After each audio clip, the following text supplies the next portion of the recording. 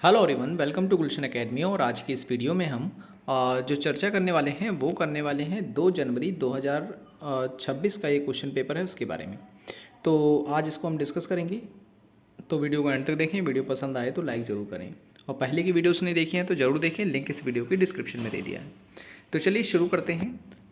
तो इसके ये जो क्वेश्चन पेपर है इसकी ऑफिशियल आंसर की भी हमारे पास है, तो जो भी आंसर मैं आपको बताने वाला हूँ इन क्वेश्चंस के वो ऑफिशियल रहेंगे, ठीक है। तो क्वेश्चन पहला ये है कि इसमें मैंने डीआई का छोड़ दिया है। आप यहाँ देख सकते हैं कि इससे पहले जो है इसमें डीआई के क्वेश्चंस दिए गए हैं, ठीक है। ये रहा इसका क्वेश्चन 1 2 3 4 5, ठीक है।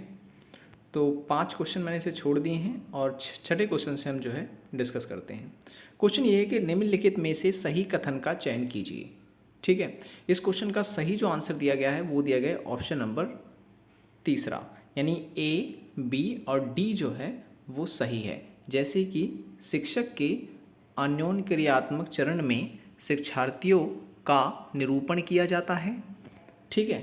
और बी क्या कहता है, शिक्षण के सक्रियोत्तर चरण में शिक्षार्थियों का परीक्षण और प्रतिपुष्टि की जाती है।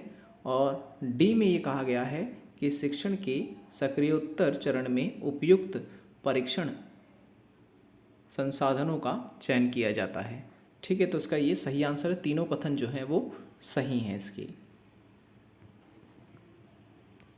नेक्स्ट क्वेश्चन है कि संज्ञानात्मक क्षेत्र के शैक्षणिक उद्देश्य को निम्न स्तर के कौशलों से उच्चतर स्तर के कौशलों के क्रम में लगाएं, ठीक है। तो इसमें क्रम में हमें लगाना है। इसका सही आंसर है ऑप्शन नंबर दूसरा, यानी पहले जो है वो ज्ञान आएगा, फिर बोध, ठीक है, फिर विश्लेषण, फिर संश्लेषण और बाद में मूल्यांकन, ठीक है।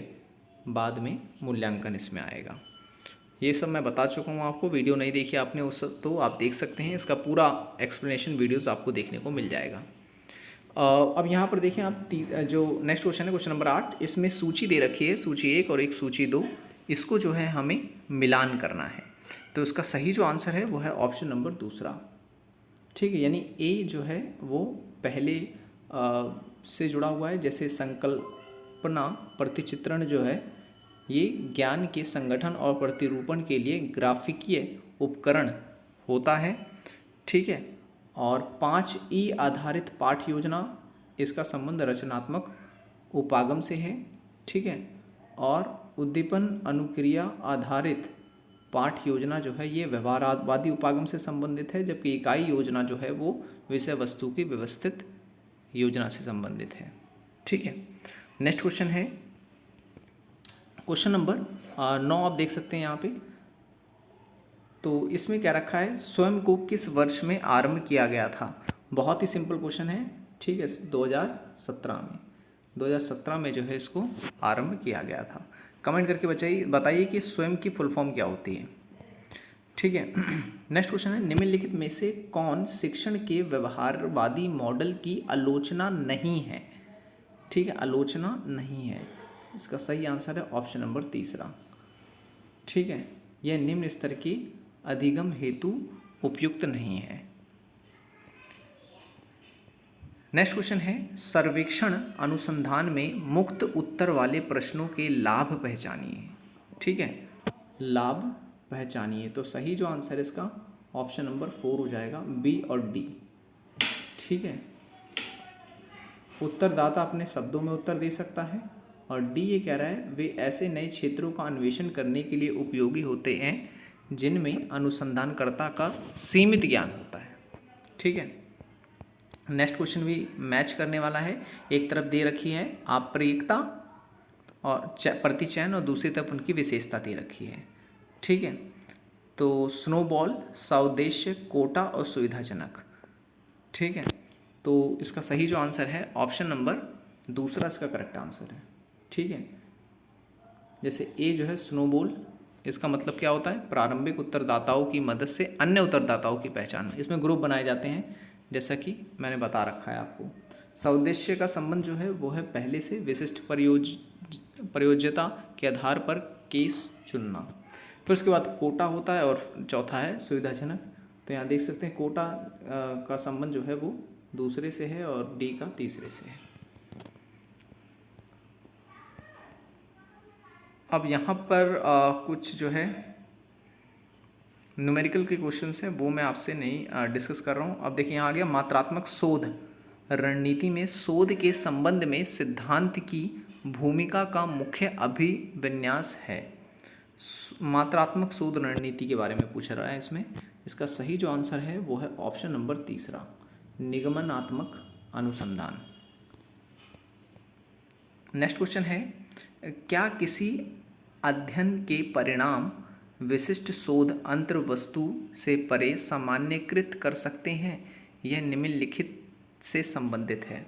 इसका सही आंसर है ऑप्शन नंबर चौथा, ठीक है, वैध बाहरीय वैधता। ठीक है, नेक्स्ट क्वेश्चन की ओर चलते हैं। अभिकथन और कारक वाले सवाल हैं ये, आप यहाँ देख सकते हैं। तो अभिकथन क्या कहता है कि मास मीडिया का प्रभाव दुर्लभ प्रत्यक्ष होता है, और कारण इसके लिए क्या दिया गया है कि सीमित प्रभाव सिद्धांतों के अनुसार मीडिया प्रभाव लगभग सदैव समूह के सदस्यों और संबंधों द्वारा व्यवहित होता है। ठीक है, तो इसका सही जो आंसर है वो है ऑप्शन नंबर पहला। ठीक है, यानी कि दोनों कथन सही हैं और उनकी सही जो है व्याख्या की गई है। नेक्स्ट क्वेश्चन की ओर चलते हैं। निम्नलिखित को प्राचीनतम से शुरू करते हुए उनके आविष्कार के वर्ष के आरोही क्रम में रखिए।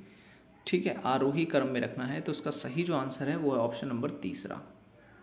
ठीक है, यानी पहले सी है, फिर डी है प्रोटोटिपिकल न्यूज़पेपर, और फिर ई आता है फिल्म, फिर ए, और फिर आता है बी। ठीक है, तो ये जो है ये उनका आरोही क्रम हो गया आविष्कार के आधार पर।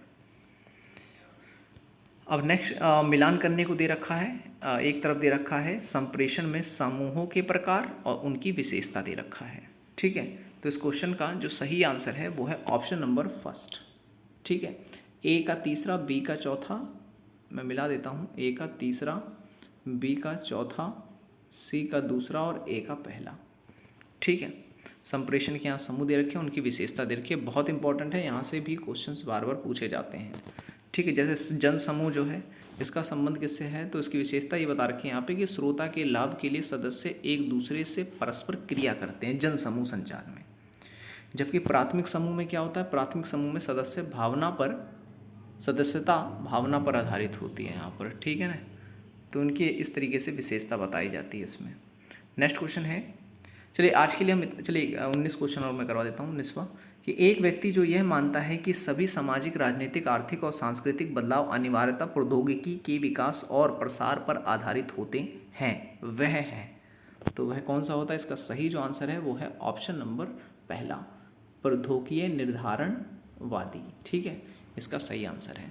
तो आज की वीडियो में हम इतने ही क्वेश्चन रहने देते हैं, और जितने क्वेश्चंस मैंने आपको करवाए हैं इससे आपको ये पता चल गया होगा कि किस तरीके के क्वेश्चन यूजीसी नेट में पूछे गए थे पिछली बार। उस आधार पर आप अपनी तैयारी को जो है इम्प्रूव कर सकते हैं। पहले की वीडियोस अगर आपने हमारी नहीं देखी है तो ज़रूर देखें, लिंक इस वीडियो की डिस्क्रिप्शन में है।